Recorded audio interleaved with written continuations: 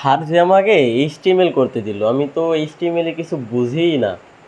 এটা কিভাবে করব আমি? আরে বন্ধু, এত টেনশন হচ্ছে কেন? কি হয়েছে?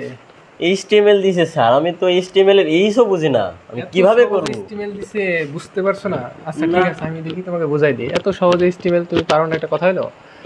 আচ্ছা দেখো, প্রথমে দেখছি কি টেবিল দিছে একটা, তাই না? হ্যাঁ। আচ্ছা কি করবো, HTML শুরু করার আগে প্রথমে আমরা কি দিব, একটা ডক টাইপ দিব। কারণ কি, যেহেতু এটা নতুন প্রজন্মের HTML, তাই না? আধুনিক যেহেতু, তাই আমরা দিয়ে দিলাম ডক টাইপ HTML। এখন কি করবো দেখো, HTML শুরু করার জন্য আমাদের প্রথমে একটা ট্যাগ দিতে হবে, কি HTML। তারপর কি করবো, আমরা হেড দিব। আচ্ছা হেডের কাজ কি? হেডের কাজ হচ্ছে, হেডের ভিতরে আমরা কি করবো, টাইটেল দিতে পারি, বা HTML সম্পর্কে আরো যদি কোনো তথ্য থাকে সেটা আমরা দিব এর ভিতরে। এরপরে টাইটেল দিয়ে দিই আমরা, ঠিক আছে? টাইটেল কি দিব, মনে করি টেবিল নামে সেভ করে রাখলাম আমরা, টেবিলটা ক্লোজ করে দিলাম আমরা, হেডটাও ক্লোজ হয়ে যাবে এখানে। তারপরে কি দেখো, এখন আসবে কি, বডি আসবে। বডি কেন আসবে? কারণ HTML সকল কিছুই বডির ভিতরে লিখতে হবে, তাই না? আচ্ছা এবার কি করবো আমরা, যেহেতু টেবিল আছে একটা, টেবিলের জন্য আমাদের কি করতে হবে, টেবিল বর্ডার দিতে হবে।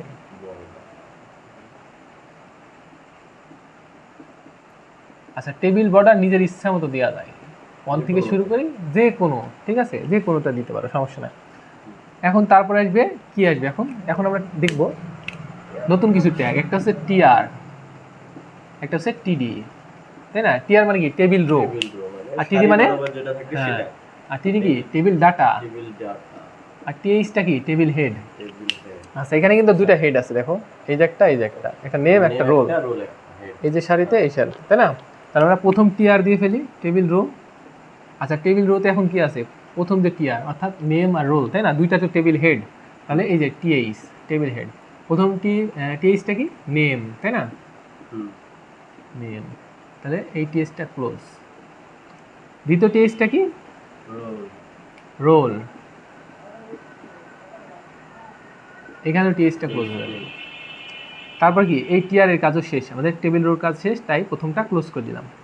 এখন দ্বিতীয় টিআরে যাবো আমরা, আবার দ্বিতীয় টেবিল রোতে যাই। এখানে কি আছে, ডাটা আছে, তাই না? তাহলে সিয়াম আর 011, এটা কি, ওর রোল একটা, দুইটা ডাটা।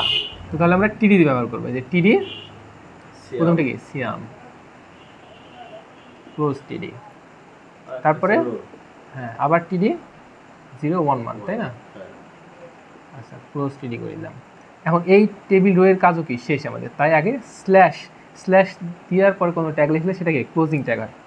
তারপরে আবার আমরা টিআর দিলাম, অর্থাৎ টেবিল রো নতুন, এটা কি আছে, টিডি আবির, ক্লোজ টিডি। তারপরে আবার টিডি দিব, কেন, রোল আছে, তাই না? রোল কত, 120। এখন সবগুলা টেডির কাজ শেষ আমাদের, তাহলে এখন কি করবো, এখানে ক্লোজ টিআর।